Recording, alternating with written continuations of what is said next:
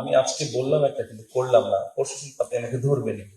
আপনি যদি এবার আমাকে ভোট দেন, পরের বার আপনি ভোট দিবেন না আমাকে, ব্যাপারটা তাই না? তো আমার বেনিফিটটা আপনাদের পরিকল্পনাগুলো কি শুধু প্রতিশ্রুতির মধ্যে সীমাবদ্ধ থাকবে নাকি আপনারা বাস্তবায়ন করবেন?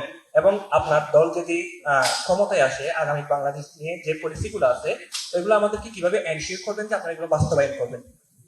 আচ্ছা, বিষয় হচ্ছে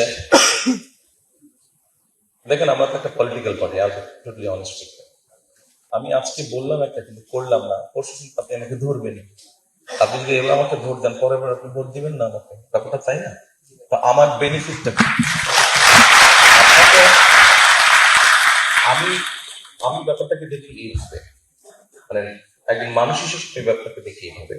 আপনাকে আমি যে কমিটমেন্ট গুলো করলাম, আমি মনে করি যে আপনি যদি দেখেন যে হ্যাঁ, তারেক রহমান এবং তার দল বা তার সরকার কাজগুলো করার চেষ্টা করছে, হয়তো 100% সাকসেস হচ্ছে না, চেষ্টা করছে, তখন কিন্তু আপনি আমার পাশে থাকবেন, আপনি যে হয়।